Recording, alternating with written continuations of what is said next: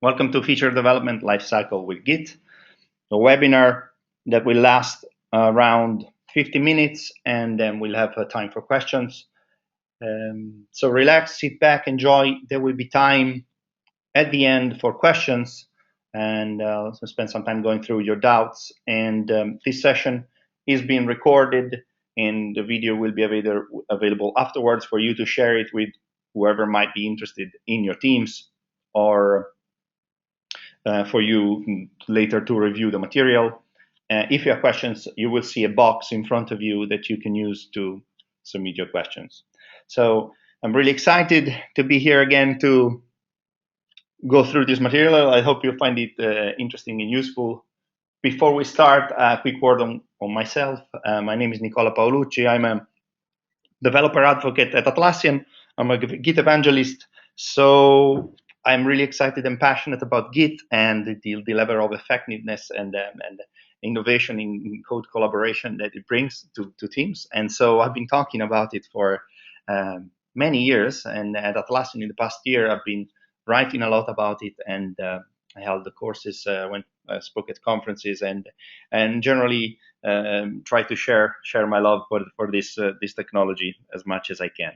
So that's a very short introduction about myself, and let's go to the meat of the thing. So if you've been using Git, or if you're just starting to use Git, you know it has a lot of advantages over other version control systems, maybe older version control systems that are centralized, and there's many pros in using Git. So in this session, I wanted to do something a bit different, and so I wanted to do something interactive, show you, guide you step by step through features through a bug fix from when it's raised to when it's finished and it's merged back into the main line of development. So we'll go through hands-on some of the pros of Git, and so we'll see how easy it is to create a branch.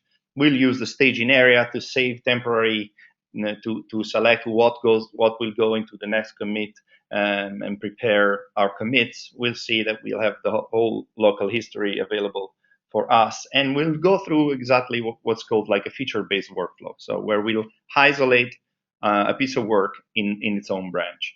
So we'll go through this whole process together.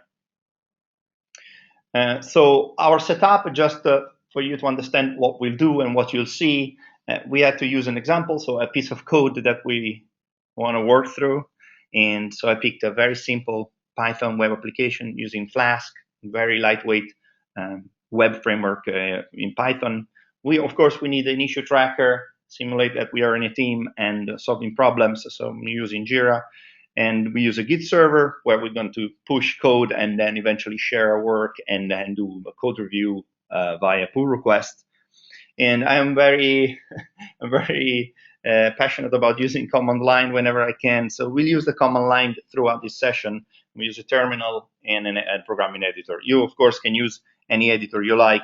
In this case, we will use Vim. Please note that anything I'm showing you today, you can also do with visual tools, with standalone clients like SourceTree. I prefer to, when I teach about Git, to show the low-level commands. So because if you understand those, then you can use any visual standalone client, and it becomes you become more proficient with knowing Git that way. So this is our setup for the session. What will we do? Well, so I want to guide you through an entire bug fix from the beginning till the end. So from when it's discovered to when it's eventually code review happens and it's merged back. So first we will create a branch to isolate our work into in isolation work without disturbing the others or without being bothered by what's happening in the other branches. Then, excuse me, then we'll work through a bug fix, and which might require one or more commits, and then we want to polish our work before we share it. So we're going to do a local rebase where we'll make sure that the commits make sense before sharing them. Then there will be code review. We'll use a pull request for this, and I'll explain you more what that means and what that entails. And finally, we'll do a merge and a final cleanup. And I'll show you how to polish your local workspace once you're done, and then how to make sure that you delete the branches that can be deleted. This is the plan. And you've seen the technology, you've seen the steps we're going to take. I think we are ready to start. So let's start our live coding session. First, we need, of course, we're in a team.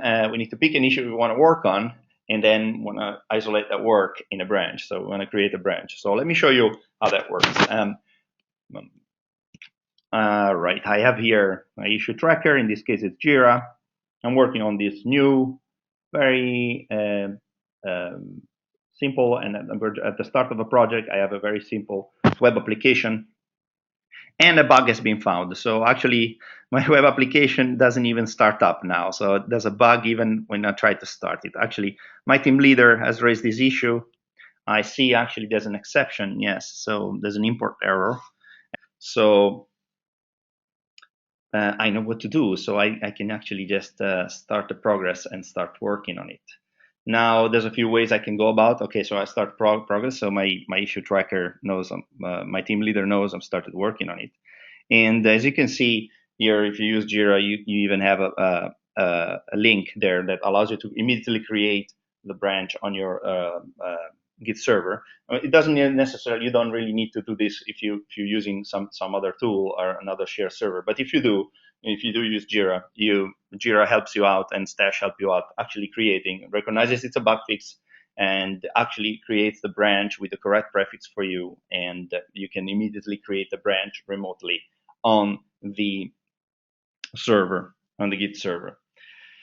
You can also create the branch directly from the command line without using the server first, but I want to show you how integrated things can be.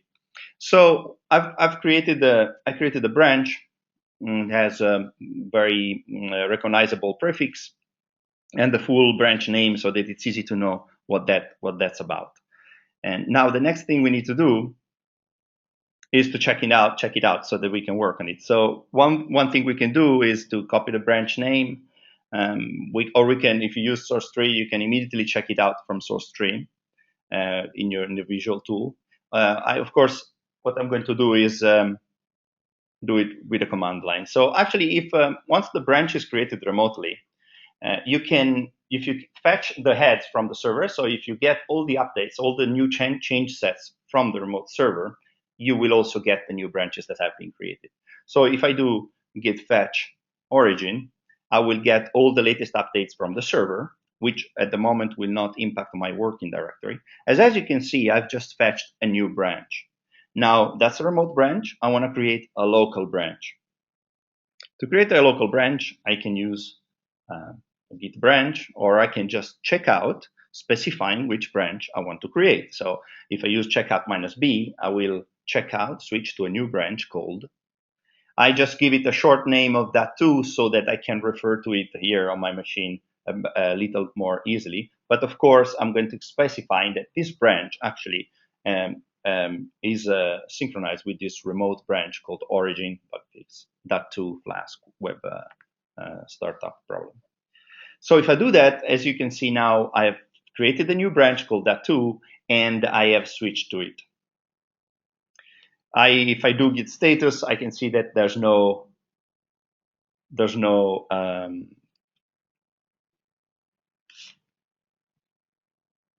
so now what we need to do is to work our first fix. And we know there's a bug. I want to just see, first I want to try and reproduce it and see if I can fix it. And then we're going to work through a fix. I just want to do quickly one thing, which is like this. All right, so let's work through a first fix. Let me first, of course, try to reproduce the problem. Actually, the problem is exactly the one I see in the bug reported. There's a problem with the import. So this should be pretty easy. I just need to remove a line, and we should be good to go, because that import came from a different project I was working on. So I just probably need to remove that line. Probably need to remove line 5 And if I save, everything should be okay. So I remove line 5, I save, and let's see what happens now. All right, now it seems that the server starts up correctly. So I feel relieved. Now we can probably commit. So if I do git status will show you what files have changed since what files have been modified. And if you noticed, it mentions that this change I just made, it's not staged for commit. So Git works a little bit different than other version control systems you might be used to. And it works in a way that where what you want to put in a commit, you have to be explicit about it. So the git add command in Git, adding means adding a modification to your next commit. So I need to specify that this change I made, I want it to be scheduled for commit in the next commit. So this is what add means. So let's do it explicitly. There's a couple of ways to do this. We do it first explicitly. So I explicitly said whatever changes I made to the web.py file, I want to schedule them to be committed. So this is also means you can also say adding this change to the staging area. So the staging area is a preparation area where you prepare your next commit. So now I have added this change to the staging area. And as you can see, if I do git status, now I see that Git is ready. It says this change is ready to be committed. So now if I create a commit, this change will be included. So to commit, you just do git commit. -m is just used to specify the message, the description of what the commit is. And I prepend it with the issue key ID so that then all the tools I use, like Jira and Stash, then will automatically link up and can pull information about this commit. Okay, the commit was successful. Now if I use git log to see the list of commits, and I use a shortcut, which is git one line, it will just show a shorter version of the list of commits. You can see that my new commit, it shows up there. I also have a shortcut that presents the information with a additional bit of metadata. So as you can see, it shows that my commit, my latest branch.2 actually includes this latest commit, but origin and master, my local master actually is stuck at the previous commit. And you can see also the date of the change and who did it. All right, now I would say we worked through our first fix. Now, oh, by the way, I get always this question, oh, that alias looks awesome, where can I get it? Well, note down this URL, you will find a whole list of aliases that I use myself. The one you want is ls, which is short for log short, and we'll show you a bit more information so on your history. So if you want to check out a few of the aliases that I use, you can go here. So now the thing is, I think I fixed it, but if you noticed, I haven't actually gone and checked if the website starts up correctly. And maybe I should do that before I actually say that the bug is solved. So let me first do this then together. Let's do it together. So it's true that now it starts up correctly, but let me see what happens if I actually access the website. Actually, see, there's a problem. I thought I fixed it, but there's another problem. I mentioned a file that doesn't exist.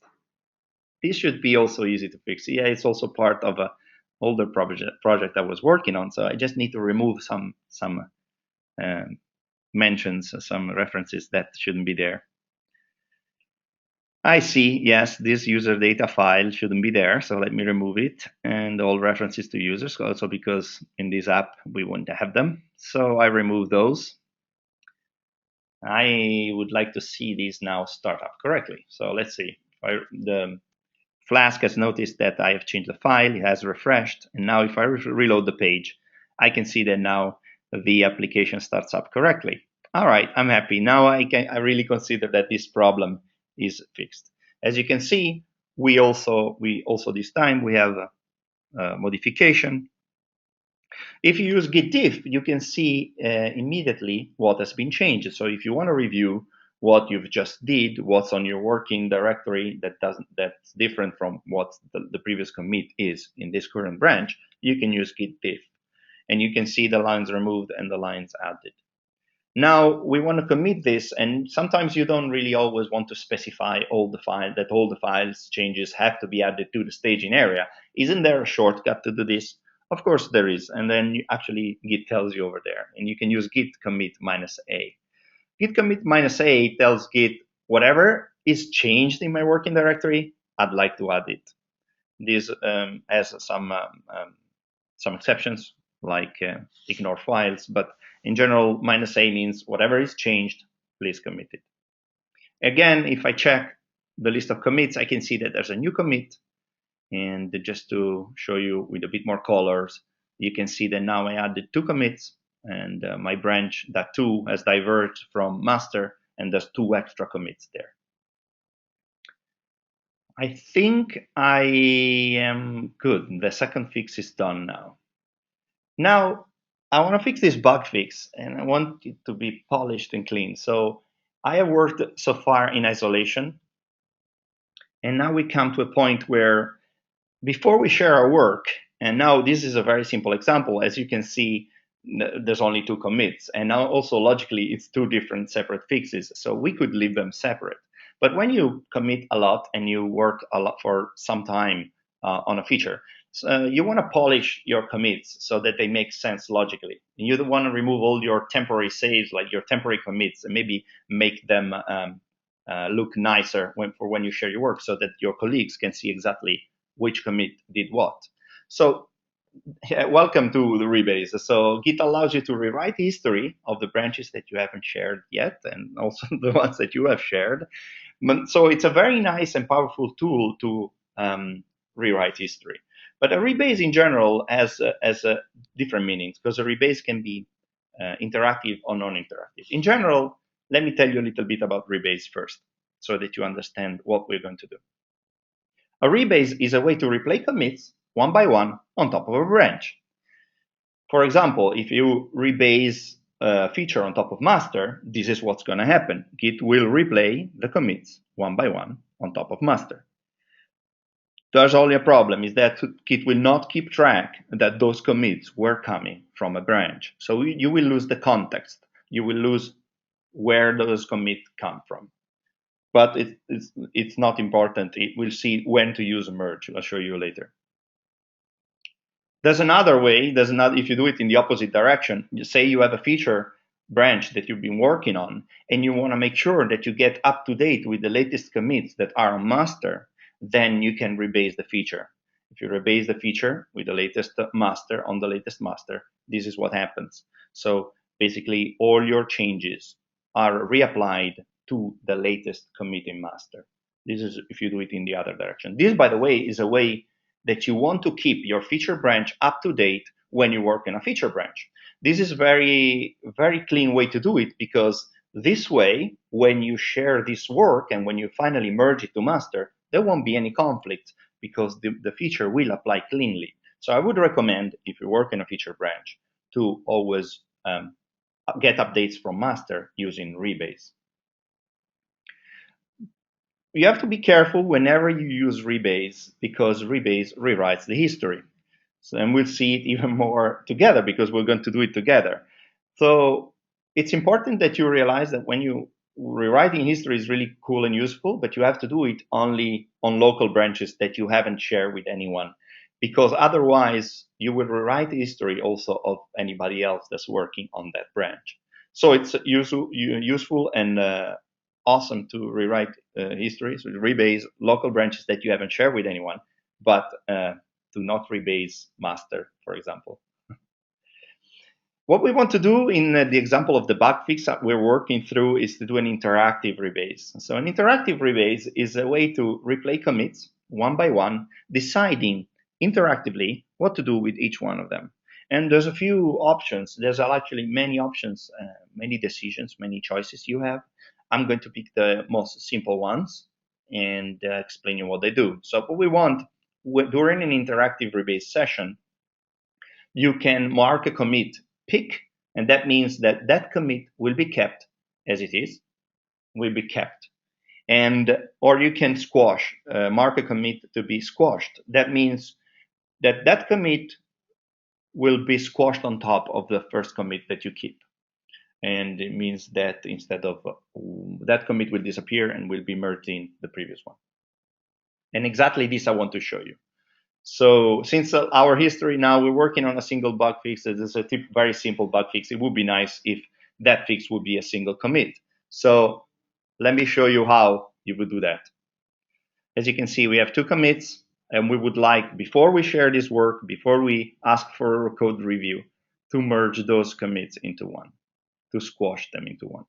How do I do it? Well, you do git rebase ---- interactive. What this does, oh, and you have to specify how many commits you want to replay, how many commits you want to modify and act upon.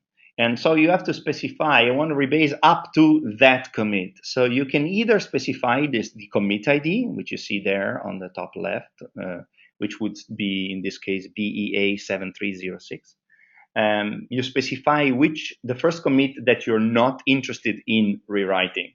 So in our case, actually a symbolic name for BEA7306 is master. So I can just say, I want to rewrite history up and excluding master. So then I type git rebase ---- interactive master. And as you can see, what Git will do is we'll open a special editor window where it highlights the commits that you will be rewriting.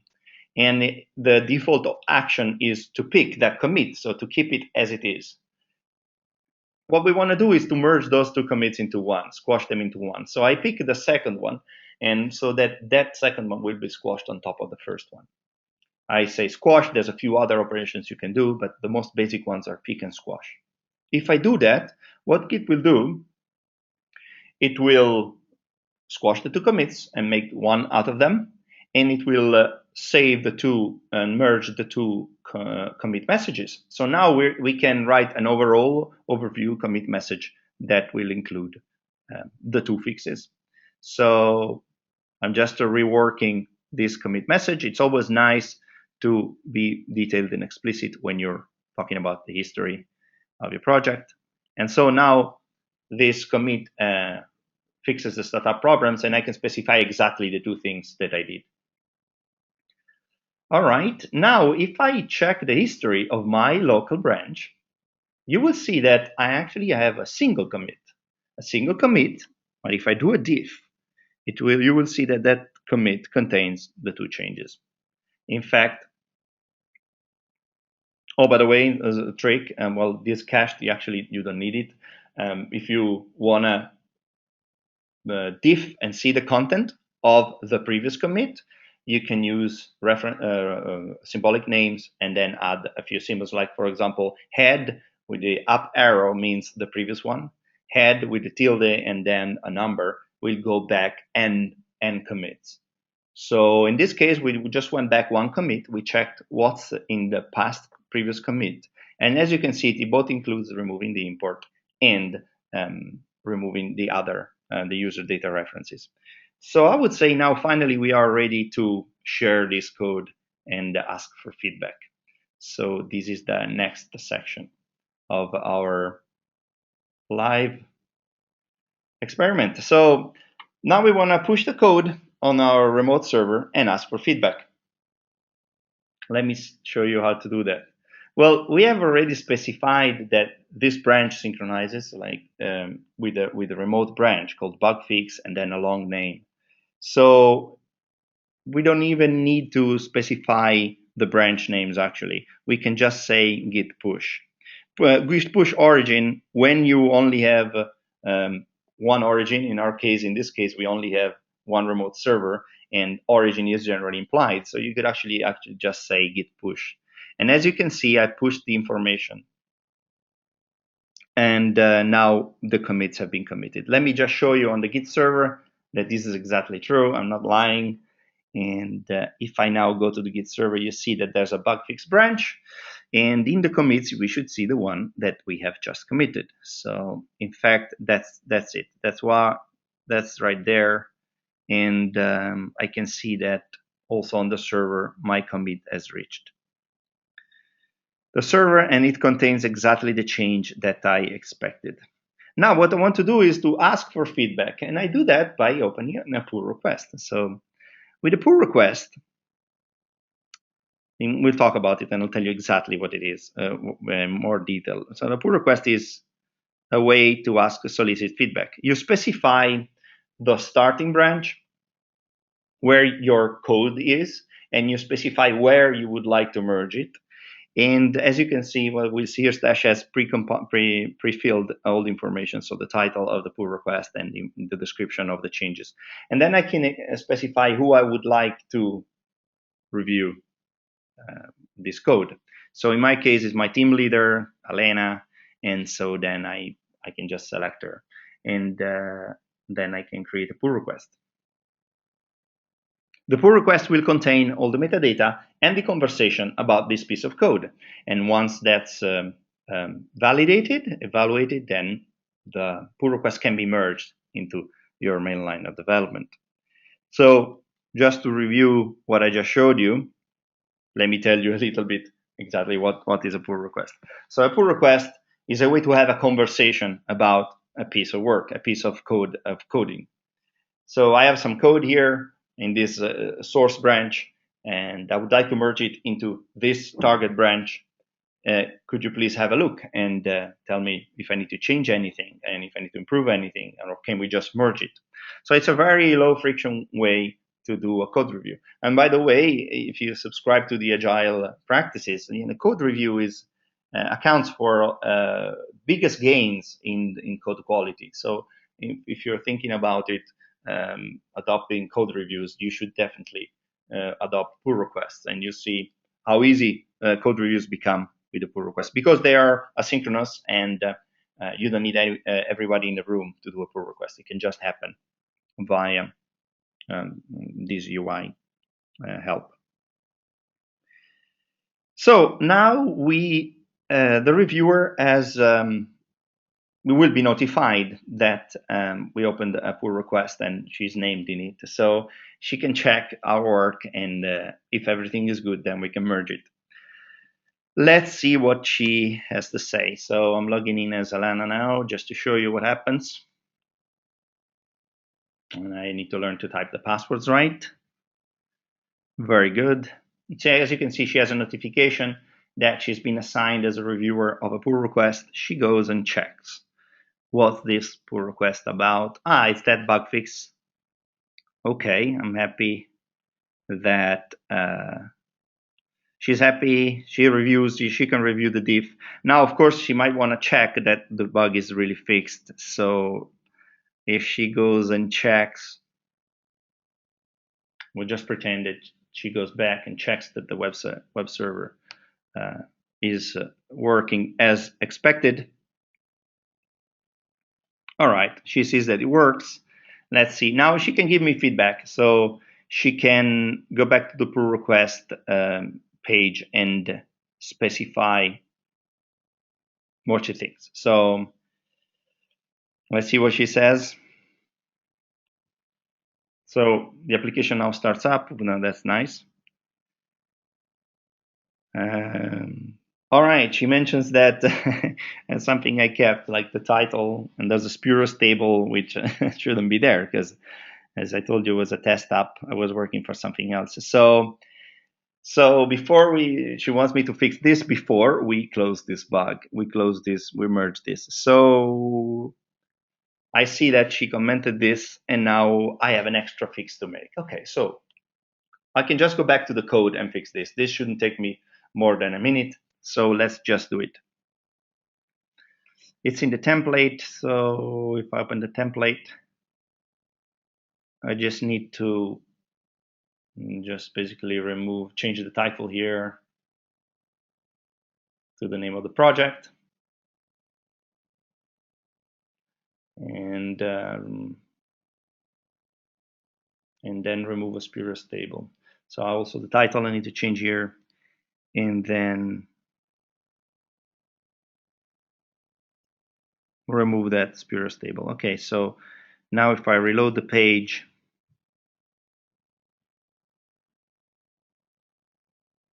all right, it looks much better. Still a bit bare as an application, but I can live with it. I think now, yeah, her feedback was correct. Now we can just, as you can see, this is the change I made. I use git diff to see the change. I can just commit this and push it. Commit -a because I want this change to immediately be converted into commit. And I can just push it. And when I push the change, the pull request automatically is also updated. That means the pull request will record that there is a new commit. And so now Elena will be notified again, and she sees that there's a new commit on that pull request, and she can comment if she's fine with it.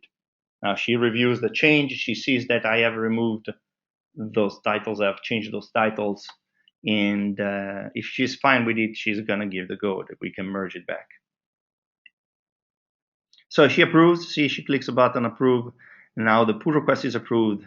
Either her or myself, we can merge it. Now, it's up to me to decide if, okay, we just click the merge and this pull request has 2 commits, or if I want to polish the history even further before merge. Now, this is what the point I want to make, and I want to make it very clear. What I'll show you now, it's not mandatory. You can, once a pull request is approved, you can just merge it, and it has the commits that it has. But sometimes you have to rework the pull request so much that you have like these temporary commits just to polish it, that it would be nice if they were not there, right? If because I consider the history of your project to be part of your documentation, it's nice if every commit is clean and polished and atomic. So here also we have an extra commit, which is maybe shouldn't be there. It's just an example. So now we have the pull request is approved. We can do final polish before we merge it. Then we do the merge, and then we do a final cleanup. Let me show you this process. How do we do that? So now, as you can see, we have 2 commits in this branch, but this time the branch has been published, right? So didn't I just say you should never rebase branches that have been shared with somebody else?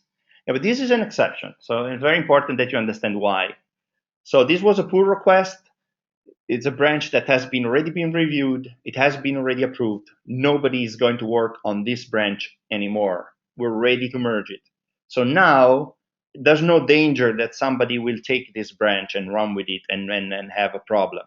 So we can, even though we share this branch already, we can rewrite the history of this branch. But it's a very specific case.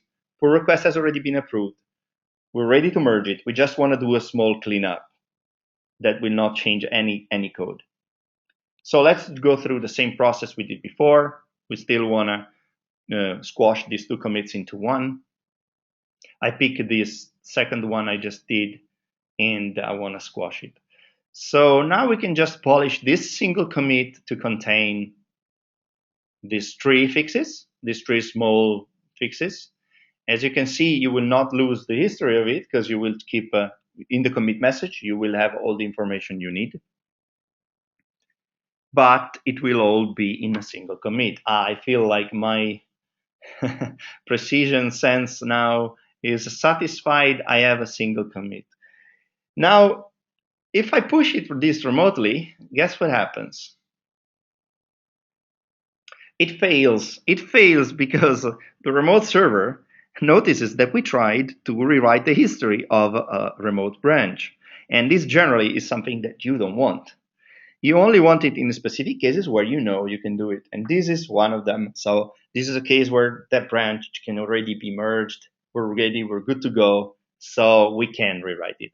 So if you want to force push, then you need to specify that you want to force push. Then you need to add minus force or minus F to push, to rewrite basically branch history. And if we do that, then you will see that it worked.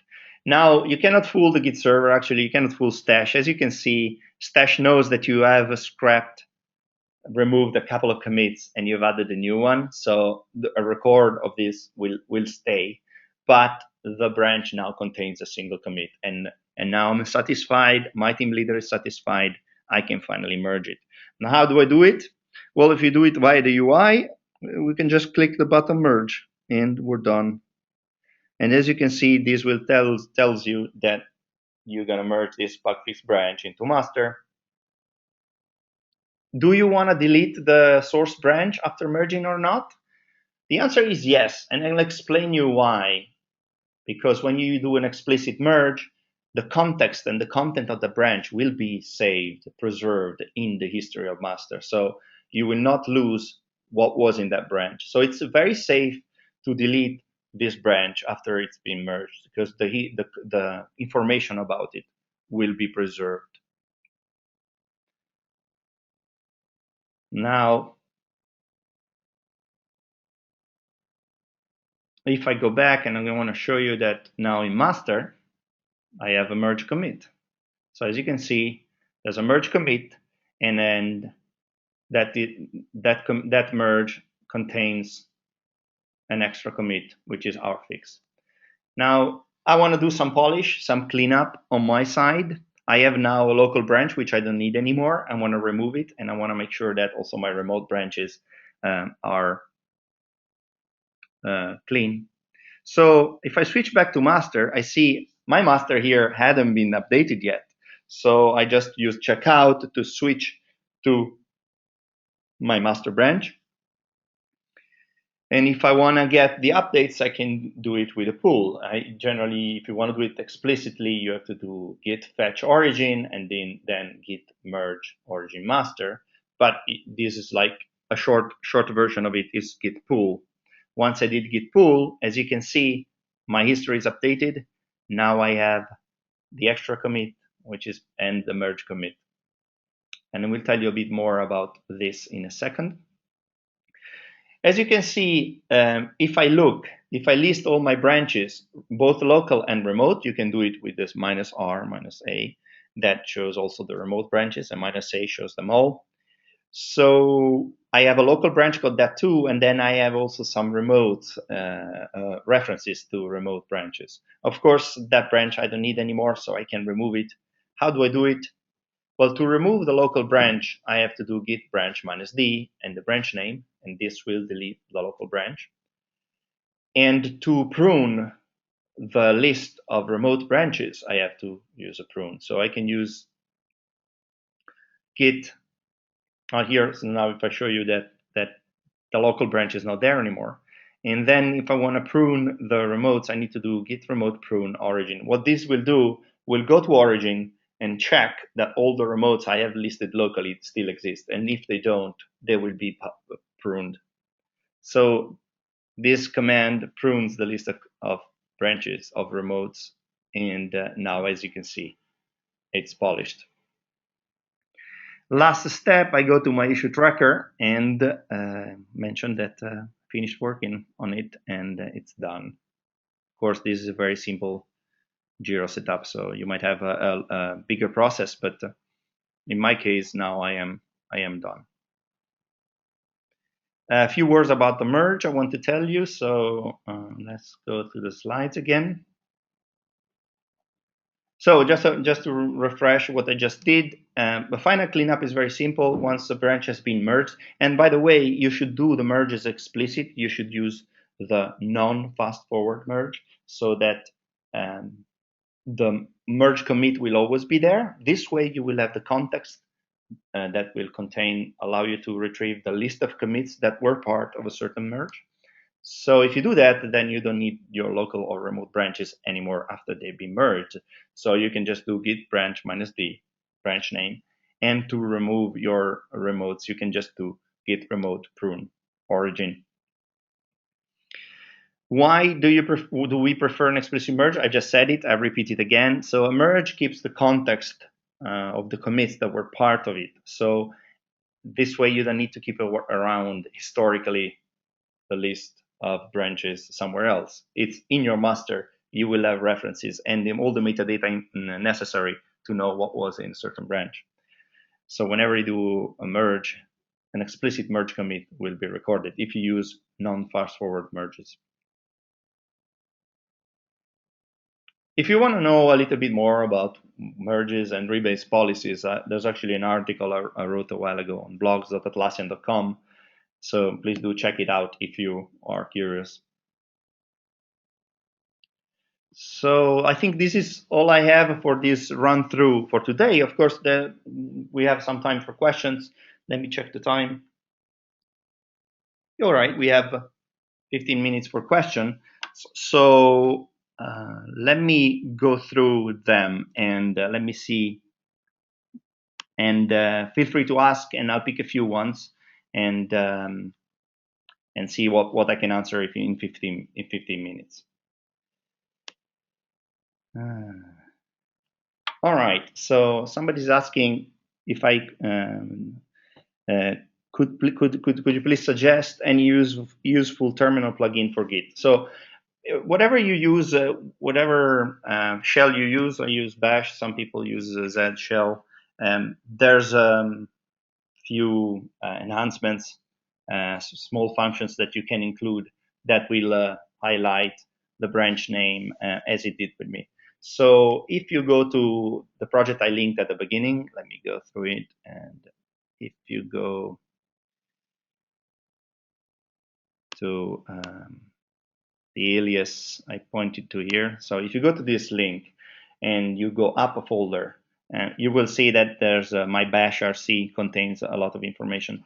And one prompt that is really good, and I highlights your branch and if the code if your working directory has been modified or not, is called Liquid Prompt. It's an open source project called the Liquid Prompt, and I found it really nice, so I'm using it. So I recommend you check that one out.